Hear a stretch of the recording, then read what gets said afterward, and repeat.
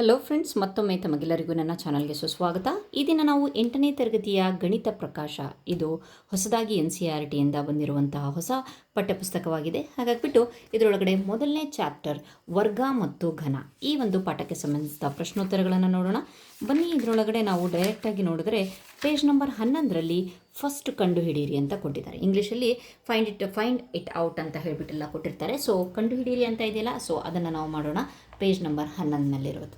So ಅದರ ಮುಂಚೆ already ನಾವೆಲ್ಲ ಈ ಒಂದು ಪಾಠವನ್ನು ಕಂಪ್ಲೀಟಾಗಿ ನೋಡ್ಕೊಂಡಿರ್ತೀವಿ. ಅಲ್ಲಿನ ಎಲ್ಲ ಕ್ವಶನ್ಸ್ಗಳನ್ನು ಅರ್ಥ ಮಾಡ್ಕೊಂಡಿರ್ತೀವಿ. ಏನಿಲ್ಲ, ಈ ಒಂದು ಕಂಡು ಹಿಡಿಯೋಕ್ಕಿಂತ ಮುಂಚೆ ನಾವು ಏನು ನೋಡಿರ್ತೀವಪ್ಪ ಅಂತಂದರೆ ಪೂರ್ಣ ವರ್ಗ ಸಂಖ್ಯೆಗಳು ಮತ್ತು ಅದರ ಒಂದು ವರ್ಗಮೂಲವನ್ನು ಕಂಡುಹಿಡಿಯೋ ಒಂದು ಮೆಥಡನ್ನು ನೋಡಿರ್ತೀವಿ. ಸೊ ಅದಕ್ಕೆ ರಿಲೇಟೆಡ್ ಆಗಿರುವಂಥ ಈ ಕ್ವಶನ್ಸ್. ಮೊದಲನೇ ಒಂದು ಕ್ವಶನ್ಸನ್ನು ನೋಡೋಣ. ಮೊದಲನೇ ಒಂದು ಟೆಕ್ಸ್ಟ್ ಬುಕ್ಕಲ್ಲಿರುವಂತಹ ಮೊದಲನೇ ಕ್ವಶನ್ಗೆ ಉತ್ತರ. Okay, fine. ಏನಿದೆ, ಕೆಳಗಿನ ಸಂಖ್ಯೆಗಳಲ್ಲಿ ಯಾವುವು ಪೂರ್ಣ ವರ್ಗ ಸಂಖ್ಯೆಗಳಲ್ಲ. ಸೊ ಇಲ್ಲಿ ಕೊಟ್ಟಿದ್ದಾರೆ 2032, 2048, 1027, 1089. ನಮಗೆ ಪಾಠ ಮಾಡ್ತಿರುವಾಗ ಒಂದು ಏನಿದೆಯಪ್ಪ ಅಂತ ಅಂದರೆ ಇಲ್ಲಿ ಒಂದು ಟೇಬಲ್ ಇದೆ. ಸೊ ಇಲ್ಲಿ ನೀವು ಈ ರೀತಿಯಾದಂತಹ ಒಂದು ಟೇಬಲನ್ನು ನಿಮ್ಮ ಒಂದು ಟೆಕ್ಸ್ಟ್ ಬುಕ್ಕಲ್ಲಿ ನೋಡಬಹುದು ಅಲ್ವಾ. ಸೊ ಇಲ್ಲಿದೆ ಅಂತ ಅಂದರೆ ಪೇಜ್ ನಂಬರ್ 4ರಲ್ಲಿದೆ, ಹೌದಲ್ವಾ. ಇದನ್ನು ನಾನು ಕಲರ್ಫುಲ್ಲಾಗಿ ಬರೆದಿದ್ದೀನಿ ಅಷ್ಟೇ. ಯಾಕೆ ಅಂತಂದರೆ ಇದನ್ನು ನೆನ್ಪಿಟ್ಕೊಳ್ಳೋದು ಬಹಳ ಇಂಪಾರ್ಟೆಂಟ್ ಆಗಿದೆ. ಸೊ ಇಲ್ಲಿ ಇದರ ಒಂದು ವಿನ್ಯಾಸವನ್ನು ನಾವು ಕಂಪ್ಲೀಟಾಗಿ ಅನಲೈಸ್ ಮಾಡಿದ್ರೆ ಇಲ್ಲಿ ಏನು ಕೊಟ್ಟಿದ್ದಾರಪ್ಪ ಅಂತಂದರೆ ಯಾವ ಸಂಖ್ಯೆಯ ವರ್ಗ ಸಂಖ್ಯೆಗಳು 0, 1, 4, 5, 6, 9ರಿಂದ ಎಂಡ್ ಆಗುತ್ತೋ ಅವು ಪೂರ್ಣ ವರ್ಗ ಸಂಖ್ಯೆ ಆಗಿರಬಹುದು ಅಥವಾ ಆಗದೇ ಇರಬಹುದು. ಆದರೆ ಯಾವ ಸಂಖ್ಯೆಯ ವರ್ಗ ಸಂಖ್ಯೆಗಳ ಒಂದು ಬಿಡಿಯಲ್ಲಿ 2, 3, 7, 8 ಇದ್ದರೆ ಅದು ಡೆಫಿನೆಟ್ ಆಗಿ ಅದು ವರ್ಗ ಸಂಖ್ಯೆ ಆಗೋದಿಲ್ಲ. ಸೊ ಇದನ್ನೇ ನೋಡಬೇಕು. 2, 3, 7, 8 2 ವರ್ಗ ಬಿಡಿ ಸ್ಥಾನದಲ್ಲಿ, ಸೊ ಇದು ವರ್ಗ ಸಂಖ್ಯೆ ಆಗಲ್ಲ. 8 ಇದೆ, ಆಗೋದಿಲ್ಲ. 7 ಇದೆ, ಆಗೋದಿಲ್ಲ. ಓಕೆ, 2, 7, 8 ಇದೆ, ಆಗೋದಿಲ್ಲ. ಸೊ ನೆಕ್ಸ್ಟು 1089ರಲ್ಲಿ ಆಗಬಹುದು ಅಥವಾ 9 ಇದೆಯಲ್ವ, ಆಗಬಹುದು ಅಥವಾ ಆಗದೇನೂ ಇರಬಹುದು ಅಂತ ಹೇಳ್ಬಿಟ್ಟು ಹೇಳಿದ್ವಿ. ಸೊ ಇದು ಮಾತ್ರ ಯಾವುದೇ ಕಾರಣಕ್ಕೂ ಪೂರ್ಣ ವರ್ಗ ಸಂಖ್ಯೆಗಳಲ್ಲ. Okay, fine. ನೆಕ್ಸ್ಟ್ ನೋಡೋಣ, 2ನೇ ಕ್ವಶನ್. ಓಕೆ, ನೆಕ್ಸ್ಟ್ ಇದನ್ನು 1ನೇ ಕ್ವಶನ್ ಏನು ಬರೆಯೋ ಅವಶ್ಯಕತೆ ಇಲ್ಲ, ಇಲ್ಲೇ ಬರೆದು ಬಿಟ್ಟಿದ್ದೀನಿ. 2ನೇದಾಗಿ 64 ಸ್ಕ್ವೇರ್, 108 ಸ್ಕ್ವೇರ್, 292 ಸ್ಕ್ವೇರ್, 36 ಸ್ಕ್ವೇರ್, ಇವುಗಳಲ್ಲಿ ಯಾವ ಸಂಖ್ಯೆಯ ಕೊನೆ ಬಿಡಿ ಸ್ಥಾನದಲ್ಲಿ ಅಂಕಿ 4 ಇದೆ?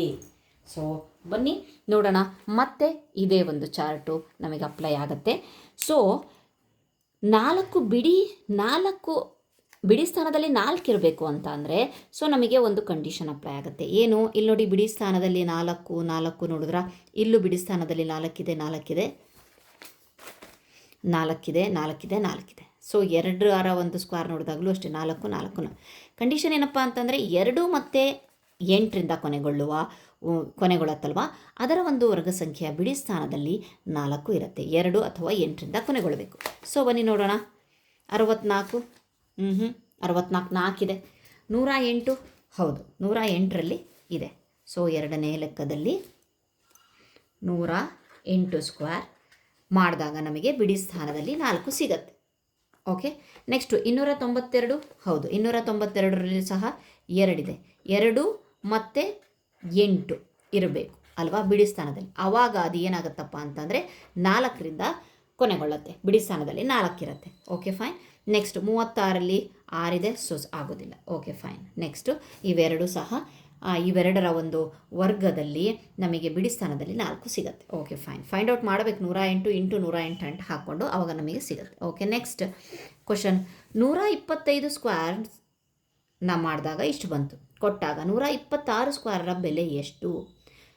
ಈಸಿಯಾಗಿ ಮಾಡ್ಬೋದು. 126 ಇಂಟು 126 ಅಲ್ವಾ, ಅದಕ್ಕಿಂತ ಈಸಿಯಾಗಿ ಮಾಡೋದನ್ನು ನೋಡೋಣ. ನಮಗೆ ಒಂದು ಕೊಟ್ಟಿದ್ದಾನೆ. ಏನು, 125 ಸ್ಕ್ವೇರ್ = 15,625. ಓಕೆ ಮಕ್ಕಳ. ಸೊ ಈಗ 126 ಸ್ಕ್ವೇರ್, ನಿಮ್ಮ ಒಂದು ಟೆಕ್ಸ್ಟ್ ಬುಕ್ಕಲ್ಲಿ ಒಂದು ಫಾರ್ಮುಲಾ ಇತ್ತು. ಏನು ಅಂತಂದರೆ 2n - 1. ಕ್ರಮಾನುಗತ ಸಂಖ್ಯೆಗಳನ್ನು ನೋಡಬೇಕು ಅಂತಂದರೆ ನಾವು 2n - 1 ಹಾಕ್ಕೊಬೋದು. ಇಲ್ಲಿ 2n 126ನೇದು ನೋಡಬೇಕಂತ ಕೇಳಿದ್ದಾರೆ, ಅದು ಗೊತ್ತಿಲ್ಲ ನಮಗೆ. ಸೊ ಇಲ್ಲಿ 2n - 1 ಹಾಕಿದಾಗ n ಎಷ್ಟು? 126 - 1. ಸೊ 6 2 12, 1 2 4, 1 5, 2 1 2. 252ರಲ್ಲಿ 1 ಕಳಿಯೋಣ, 251. ಸೊ ಈ 251 ಏನು ಮಾಡಬೇಕು? ಈ 251 ಇದ್ರ ಜೊತೆಗೆ ಆ್ಯಡ್ ಮಾಡಬೇಕು, ಕೂಡಿಸ್ಬೇಕು. ಕೂಡಿಸಿದಾಗ ನಮಗೆ ಒಂದು ಪೂರ್ಣ ವರ್ಗ ಸಂಖ್ಯೆ ಸಿಗತ್ತೆ. 5 1 6 7 8 5 1 15,876. ಅದು 126 ಸ್ಕ್ವೇರ್ನ 126 ಸ್ಕ್ವೇರ್ನ ಆನ್ಸರ್ ಆಗಿದೆ. ಓಕೆ, ಅದೆಷ್ಟು 126 ಇಂಟು 126 ಹಾಕ್ಕೊಂಡು ಮಾಡೋ ಬದಲಿಗೆ ಇಷ್ಟು ಈಸಿ ಕ್ರಮಾನುಗತ ಸಂಖ್ಯೆಗಳಾದಾಗಲೂ ಅಷ್ಟೇ 125 ಸ್ಕ್ವೇರ್ ಕೊಟ್ಟು 130ನೇದು ಹುಡುಕ್ರಿ ಅಂತ ಅಂದರೆ ನಮಗೆ ಮಾಡೋಕ್ಕೆ ಬರಲ್ಲ. 125 ಆದಮೇಲೆ 126 ಬರುತ್ತಲ್ವ. ಕಂಟಿನ್ಯೂ ನಂಬರ್ ಕೊಟ್ಟಾಗ ನಾವು ಈ ಫಾರ್ಮುಲಾ ಹಾಕ್ಕೊಂಡು ಮಾಡಬಹುದು.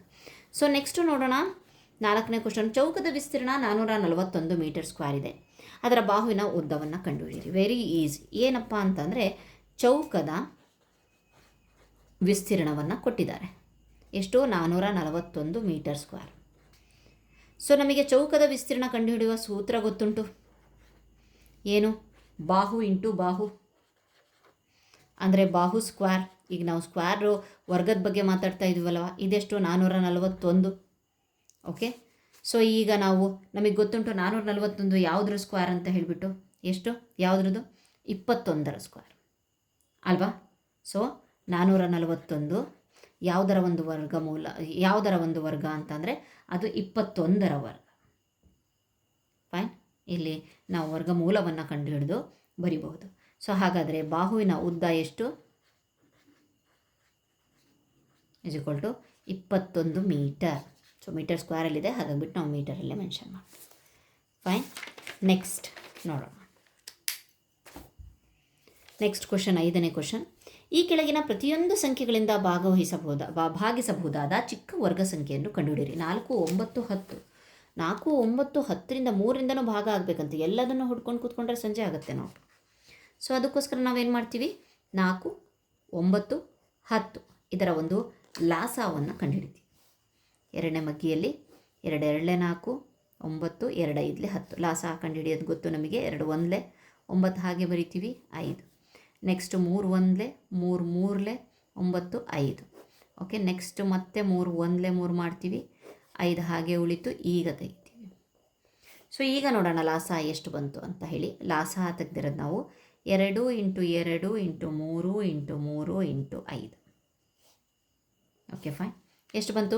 2 2 4 4 3 12 12 3 12 36 36 ಇಂಟು 5 ಮಾಡಿದ್ರೆ 900. ಅಲ್ಲ, ಒಂದು ನಿಮಿಷ, ಕರೆಕ್ಟಾಗಿ ಬರ್ತಿದ್ದೀನಲ್ವಾ? 3 3 5 ಕರೆಕ್ಟ್. ಫೈನ್. ನೆಕ್ಸ್ಟು ಒಂದು ನಿಮಿಷ, ಇಲ್ಲಿ ಎಷ್ಟು ಬಂದಿದೆ ಅಂತ ಹೇಳಿಬಿಟ್ಟು ನೋಡಿ. ಸೊ ನಾವು ಇಲ್ಲಿ ಪೂರ್ಣ ವರ್ಗ ಸಂಖ್ಯೆ ಹುಡುಕ್ಬೇಕಲ್ವಾ. ಸೊ ಚಿಕ್ಕ ವರ್ಗ ಸಂಖ್ಯೆಯನ್ನು ಕಂಡಿಡಿ. ವರ್ಗ ಸಂಖ್ಯೆ ಮಾಡಬೇಕು ಅಂತ ಅಂದರೆ ಇಲ್ಲಿ ಒಂದು ಕಂಡೀಷನ್ ಇದೆ. ಏನು? ಇವೆರಡರದ ಒಂದು ಪೇರ್ ಇರಬೇಕು, ಜೋಡಿ ಇರಬೇಕು. ಇವ್ರದ್ದೆರಡು ಜೋಡಿ ಇದೆ, ಇವ್ರದ್ದು ಜೋಡಿ ಇದೆ, ಇವ್ರದ್ದು ಜೋಡಿ ಇಲ್ಲ ಅಲ್ವಾ, ಇವನು ಜೋಡಿ ಇಲ್ಲ. ಸೊ ಹಾಗಾಗಿಬಿಟ್ಟು ಬಂದಿರೋ ಉತ್ತರಕ್ಕೆ ನಾವು 5ರಿಂದ ಗುಣಿಸ್ಕೊಬೇಕು ಫಸ್ಟು. ಆವಾಗಲೇ ಅದು ಒಂದು ಪೂರ್ಣ ವರ್ಗ ಸಂಖ್ಯೆ.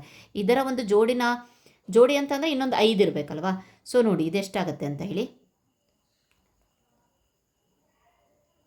180. 180 ಜೊತೆಗೆ 5ನ್ನು ಗುಣಿಸ್ಕೊಳ್ಳಿ. ಈ 5ನ್ನು ಇಲ್ಲ ಅಲ್ವಾ, ಆ 5ರಿಂದ ಗುಣಿಸ್ಕೊಂಡ್ರೆ ಅದು ಪೂರ್ಣ ವರ್ಗ ಸಂಖ್ಯೆ ಆಗೋದು. ಸೊ ಪೂರ್ಣ ವರ್ಗ ಸಂಖ್ಯೆ ಅಂತಂದರೆ ನೆನ್ಪಿಟ್ಕೊಳ್ರಿ, ನಾವಿಲ್ಲಿ ಏನು ತೆಗಿತೀವಲ್ವಾ, ಸೊ ಆ ಫ್ಯಾಕ್ಟರ್ಸು ಅವು ಕರೆಕ್ಟಾಗಿ ಜೋಡಿಯಲ್ಲಿ ಇರಬೇಕು. 2 2ರ ಒಂದು ಜೋಡಿ ಆಗಿರಬೇಕು. ಇದು ಯಾವುದ್ರದ್ದು? 30 ಸ್ಕ್ವೇರ್. ಹಾಗಾದರೆ ಈ ಕೆಳಗಿನ ಪ್ರತಿಯೊಂದು ಸಂಖ್ಯೆಗಳಿಂದ ಭಾಗವಹಿಸುವಾದ ಚಿಕ್ಕ ವರ್ಗ ಸಂಖ್ಯೆ ಯಾವುದಪ್ಪ ಅಂತಂದರೆ 30 ಸ್ಕ್ವೇರ್. 30. ಓಕೆ, ಇದರ ಒಂದು ವರ್ಗ. So okay fine. ನೆಕ್ಸ್ಟ್ 6ನೇ ಪ್ರಶ್ನೆ. 9408ನ್ನು ಪೂರ್ಣ ವರ್ಗ ಸಂಖ್ಯೆಯಾಗಿಸಲು ಅದಕ್ಕೆ ಗುಣಿಸಬೇಕಾದ ಅತ್ಯಂತ ಚಿಕ್ಕ ಸಂಖ್ಯೆಯನ್ನು ಕಂಡುಹಿಡಿಯಿರಿ. ಅಲ್ಲದೆ ಆ ಸಂಖ್ಯೆಯನ್ನು ಗುಣಿಸಿದಾಗ ಬರುವ ಸಂಖ್ಯೆಯ ವರ್ಗಮೂಲವನ್ನು ಕಂಡುಹಿಡಿಯಿರಿ. ಸೊ ನೋಡೋಣ. 9408 ಇದು ಪೂರ್ಣ ವರ್ಗ ಸಂಖ್ಯೆ ಆಗಬೇಕು ಅಂತಂದರೆ ಒಂದು ಚಿಕ್ಕ ಸಂಖ್ಯೆಯಲ್ಲಿ ಇಲ್ಲಿ ಯಾವ ರೀತಿಯಾಗಿ ಒಂದು ಸಂಖ್ಯೆಯಿಂದ ಗುಣಿಸಿದ್ವಲ್ವ, ಆವಾಗ ಪೂರ್ಣ ವರ್ಗ ಸಂಖ್ಯೆ ಆಯಿತು 900. ಸೊ ಇದು ಅಷ್ಟೇ, ಇದು ಪೂರ್ಣ ವರ್ಗ ಸಂಖ್ಯೆ ಅಲ್ಲ ಅಂತೆ. ಹಾಗಾಗಿಬಿಟ್ಟು ಇದನ್ನು ನಾವು ಅವಿಭಾಜ್ಯ ಅಪವರ್ತನ ಕ್ರಮದಿಂದ, ಇಂಗ್ಲೀಷಲ್ಲಿ ಪ್ರೈಮ್ ಫ್ಯಾಕ್ಟರೈಸೇಷನ್ ಅಂತ ಹೇಳ್ತೀವಿ, ಆ ಒಂದು ಮೆಥಡಲ್ಲಿ ನಾವು ಮಾಡ್ಕೊಂಡು ಹೋಗಬೇಕು. 2 1 2 3 2 4 8 1 ಉಳಿತು, 2 7 14 1 ಕರೆಕ್ಟಾಗಿ ತೋರಿಸ್ತೀನಿ ನೋಡಿ. 2 7 14. ಓಕೆ, 0 0 ಹಾಗೆ ಇಳಿಸ್ಕೊಂಡ್ವಿ. 2 4 8. Okay fine. ಮತ್ತೆ 2ರಿಂದನೇ 2 2 4 2 3 6 1 ಉಳಿತು, 2 5 10 ಆಯಿತು, 2 2 4. ಓಕೆ, ಮತ್ತೆ 2ನೇ ಮಗ್ಗಿಯಿಂದ 2 1 2 2 1 2 2 7 14 1 ಉಳಿತು, 2 6 12 2 5 10 1 ಉಳಿತು, 2 8 16 ಮತ್ತೆ ಒಂದು ಉಳಿತು 2 8 16. ಓಕೆ, ನೆಕ್ಸ್ಟ್ 2 2 4, 2 9 18, 2 4 8 ಮತ್ತೆ 2ರಿಂದ ಇದೆಲ್ಲ ಸಮ ಸಂಖ್ಯೆ ಹೋಗೋವರೆಗೂ ಆರಾಮಾಗಿ 2ರಿಂದ ನಾವು ಭಾಗಿಸ್ಬೋದು. 2 1 2, 2 4 8, 2 7 14. ಓಕೆ, ಈಗ ನೆಕ್ಸ್ಟ್ ಬಂತು 3ನೇ ಮಗ್ಗಿ ಅಂತ. ಓಕೆ, 3 4 12, 3 9 27. ಇದು ಡೈರೆಕ್ಟ್ 49 ಇದೆ, ನಮಗೆ ಗೊತ್ತು. 7 7 49. ಫೈನ್. ಓಕೆ, ಈಗ ನಾವು ಬರ್ಕೊಂಡು ಹೋಗೋಣ, ಇದರ ಒಂದು ಅಪವರ್ತನಗಳನ್ನು ಬರ್ಕೊಂಡು ಹೋಗೋಣ. 2 × 2 1 2 3 4 5 6 6 ಸಲ 2ನ್ನ ಬರಿಬೇಕು ನಾವು. ಅದಾದಮೇಲೆ ಇಲ್ಲಿ 3 ಇದೆ, ಆಮೇಲೆ 7 2 ಸಲ ಇದೆ. ಫೈನ್. ಈಗ ನಾವು ಜೋಡಿ ಮಾಡೋಣ. ಪೂರ್ಣ ವರ್ಗ ಸಂಖ್ಯೆ ಅಂತಂದರೆ ಜೋಡಿ, ಇವೆರಡು ಜೋಡಿ, ಇದೊಂದು ಜೋಡಿ, ಇದೊಂದು ಜೋಡಿ, ಇದೊಂದು ಜೋಡಿ. ಆದರೆ ನಾವು 3 ಅನ್ನೋದು ನಮಗೆ ಸಿಕ್ಕಿಲ್ಲ ಅಲ್ವಾ, 3 ಅನ್ನೋದು ನಮಗೆ ಸಿಕ್ಕಿಲ್ಲ. ಹಾಗಾಗಿಬಿಟ್ಟು ಈ ಜೋಡಿಯಿಂದ ಒಂದೊಂದೇ ತೊಗೊಳ್ಳೋಣ ನಾವು. 2, ಇದರಿಂದ 1, ಈಗ ಇದರಿಂದ 1, ಇದರಿಂದ 1, ಇದರಿಂದ 1. ಓಕೆ, ಸೊ ಈ 9408ನ್ನು ಎರಡೂ ಕಡೆಯಿಂದ ನಾವು 3ರಿಂದ ಗುಣಿಸ್ಬೇಕಾಗತ್ತೆ. ಓಕೆ, ಸೊ ಈಗ ಒಂದು ಜೋಡಿ ಇಲ್ವಲ್ವ, ಮತ್ತು ಇನ್ನೊಂದು 3 ಮಿಸ್ಸಿಂಗ್ ಇದೆ ಅಲ್ವಾ, ಸೊ ಹಾಗಾಗಿಬಿಟ್ಟು 3ರಿಂದ ನಾವು ಗುಣಿಸೋಣ. ಓಕೆ, ಎಷ್ಟು ಬರುತ್ತೆ ಅಂತ ಅಂದರೆ ಇದನ್ನೆರಡು ಗುಣಿಸಿದಾಗ ನಮಗೆ 28,224 ಬರುತ್ತೆ. ಸೊ ಇದನ್ನು ಗುಣಿಸಿದಾಗ ನಮಗೆ 168 ಬರುತ್ತೆ. ಹಾಗಾದರೆ ಅವ್ರು ಏನು ಕೇಳ್ತಾ ಇದ್ದಾರೆ ಅಂತಂದರೆ, ಗುಣಿಸಬಹುದಾದ ಅತ್ಯಂತ ಚಿಕ್ಕ ಸಂಖ್ಯೆಯನ್ನು ಕಂಡುಹಿಡಿಯಿರಿ ಅಂದರೆ ಉತ್ತರ 3ರಿಂದ ಗುಣಿಸಬೇಕು. ನೆಕ್ಸ್ಟ್ ಬರುವ ವರ್ಗಮೂಲ ಅಂತ ಅಂದರೆ ನಮಗೆ ವರ್ಗಮೂಲ ಬಂತು, ಅದುವೇ 168. ನೀವು ನೋಡ್ಬೋದು 168. Okay, fine.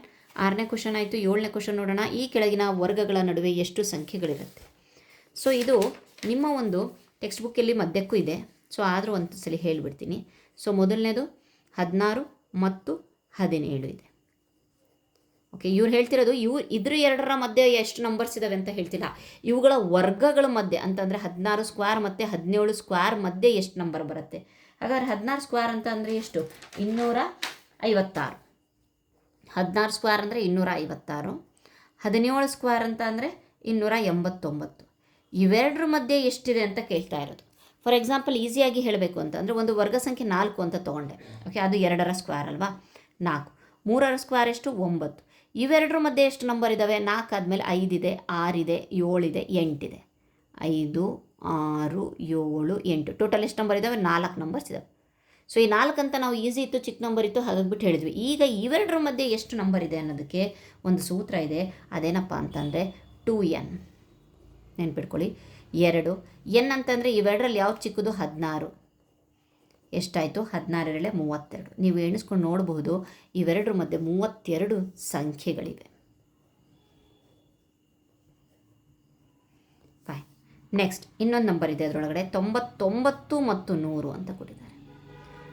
ಇಲ್ಲೇನೋ 16 ಈಸಿ ಇತ್ತು, ನಾವು ಈಸಿಯಾಗಿ 256 289 ಇದನ್ನು ಅರ್ಥ ಮಾಡ್ಸೋಕ್ಕಷ್ಟೇ ಬರ್ಸಿರೋದು. ಓಕೆ, ನಾವು ಡೈರೆಕ್ಟಾಗಿ ಈ ಸೂತ್ರ ಹಾಕ್ಕೊಂಡೇ ಮಾಡಿಬಿಡೋದು. 2n 2n ಅಂತಂದರೆ 99, ಚಿಕ್ಕ ಎರಡರಲ್ಲಿ ಚಿಕ್ಕದು ಯಾವುದು? 99. 99 × 2 ಮಾಡಿದಾಗ 198. ಹಾಗಾದರೆ ಇವೆರಡರ ವರ್ಗಗಳ ನಡುವೆ ನಮಗೆ 198 ಸಂಖ್ಯೆಗಳು ಸಿಗುತ್ತೆ. ಸೊ ಕನ್ಫ್ಯೂಸ್ ಮಾಡ್ಕೊಂಬಿಡಿ.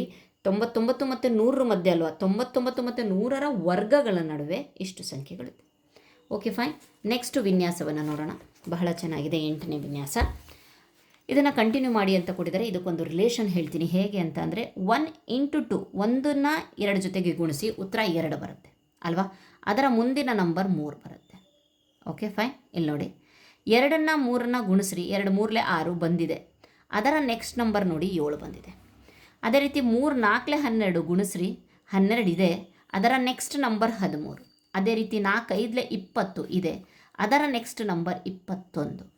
ಇಲ್ಲಿ 9 10 90 ಬರೆದು ಬಿಡಿ. 9 10 ಇಂಟು ಮಾಡಿ, 9 10 90. ಅದರ next number 91. Okay, fine, correct.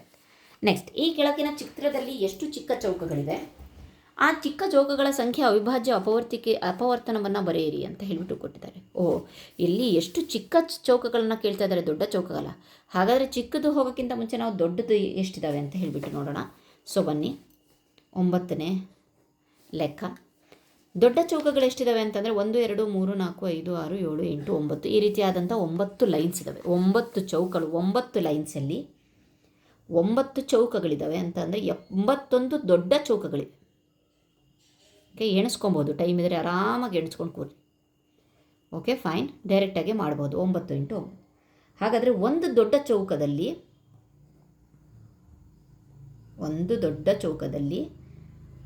ಎಷ್ಟು ಚೌಕಗಳಿವೆ ಅದನ್ನು ಹುಡುಕೋಣ. ಒಂದು ದೊಡ್ಡ ಚೌಕ ತೊಗೊಳ್ಳೋಣ. ಆ ಒಂದು ದೊಡ್ಡ ಚೌಕದಲ್ಲಿ ಎಷ್ಟು? 1 2 3 4 5, ಮತ್ತು ಇಲ್ಲಿ 1 2 3 4 5, 5 5 25 ಚೌಕ ಇದೆ. ಸೊ ಕೌಂಟ್ ಮಾಡಿ 25 ಸಿಗತ್ತೆ.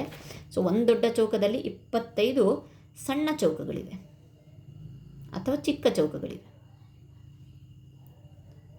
ಓಕೆ, ಹಾಗಾದರೆ ಒಟ್ಟು ಚಿಕ್ಕ ಚೌಕಗಳ ಸಂಖ್ಯೆ ಎಷ್ಟು? ಏನು ಮಾಡಬೇಕು ನಾವು? 81 ಚೌಕಗಳಲ್ಲಿ, ದೊಡ್ಡ ಚೌಕಗಳಲ್ಲಿ 25 ಇದ್ದರೆ ಟೋಟಲ್ ಎಷ್ಟಾಯಿತು ಅಂತ ಹೇಳಬೇಕು. ಅದು 2025 ಚಿಕ್ಕ ಚೌಕಗಳಿವೆ. ಫಸ್ಟ್ನೇ ಕ್ವಶನ್ನು, ಈ ಚಿತ್ರದಲ್ಲಿ ಎಷ್ಟು ಚಿಕ್ಕ ಚೌಕಗಳಿವೆ ಅಂದರೆ 2025 ಚಿಕ್ಕ ಚೌಕಗಳಿವೆ. 2 ಕಂಟಿನ್ಯೂ ಮಾಡಿದರೆ ಕ್ವಶನ್, ಈ ಚಿಕ್ಕ ಚೌಕಗಳ ಸಂಖ್ಯೆಗಳ ಅವಿಭಾಜ್ಯ ಅಪವರ್ತಿಸುವಿಕೆಯನ್ನು ಬರೆಯಿರಿ. ಅಂದರೆ ಇದನ್ನು ನಾವೇನು ಮಾಡಬೇಕು? 2025 ಹಾಕ್ಕೊಂಡು ಅವಿಭಾಜ್ಯ ಅಪವರ್ತನ ಕ್ರಮದಿಂದ ಅಪವರ್ತನಗಳನ್ನು ಹುಡುಕಬೇಕು. 5ರಿಂದ ಇದಾಗಿದೆ, ಡೈರೆಕ್ಟಾಗಿ 5 4 20, 0 5 1 5. ಓಕೆ, ನೆಕ್ಸ್ಟ್ 5 8 40, ಸಾರಿ 5 5 25, 5 1 5. ಫೈನ್. ನೆಕ್ಸ್ಟ್ 3ನೇ ಮಗ್ಗಿಯಲ್ಲಿ ಹೋಗುತ್ತೆ. 3 2 6, 3 7 21, 3 9 27, 3 3 9, 3 1 3. Okay fine. ಇಲ್ಲಿ ಅಪವರ್ತನಗಳನ್ನು ಬರೆಯೋಣ. 2025 5 × 5, 3 4 ಸಲ ಇದೆ, 3 3 3 3. ಅವ್ರೇನು ಆನ್ಸರ್ ಕೇಳಿ ಅಂತ ಹೇಳಿಲ್ಲ, ಆನ್ಸರ್ ಬರೀರಿ ಅಂತ ಗುಣಿಸಿ ಇಡ್ರಿ ಅಂತ ಹೇಳಿಲ್ಲ. ಬರೀ ಚಿಕ್ಕ ಚೌಕಗಳ ಸಂಖ್ಯೆ ಅವಿಭಾಜ್ಯ ಅಪವರ್ತಿಸುವಿಕೆಯನ್ನು ಬರೀರಿ. ಅಪವರ್ತನಗಳನ್ನು ಬರೆದು ಈ ಒಂದು ಕ್ರಮನ ಬರೆದು ಅಪವರ್ತನಗಳನ್ನು ಬರೆದಿಟ್ರೆ ಆಯಿತು. Okay fine. ಇಲ್ಲಿಗೆ ಈ ಒಂದು ಚಾಪ್ಟರ್ನ ಪೇಜ್ ನಂಬರ್ 11 ಮತ್ತು 12ನಲ್ಲಿರುವಂತಹ ಕಂಡುಹಿಡಿಯಿರಿ ಕಂಪ್ಲೀಟ್ ಆಗಿದೆ. ಸೊ ನೆಕ್ಸ್ಟ್ ವಿಡಿಯೋದಲ್ಲಿ ನಾನು ಕಂಡುಹಿಡಿಯಿರಿ ಇದಲ್ವಾ ಪೇಜ್ ನಂಬರ್ 18ರಲ್ಲಿರೋದನ್ನು ಅದನ್ನು ಕಂಪ್ಲೀಟ್ ಮಾಡೋಣ. Thank you.